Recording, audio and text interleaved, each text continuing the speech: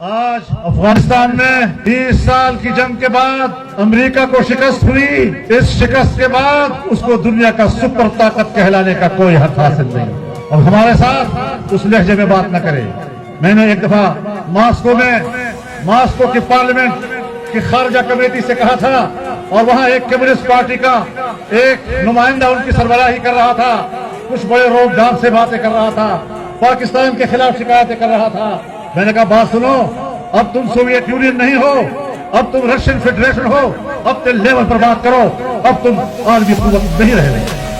میں آج وہی بات امریکہ سے کہنا چاہتا ہوں کہ آپ اب اس قوت کے ساتھ بات نہ کریں, اس لہجے کے ساتھ بات نہ کریں.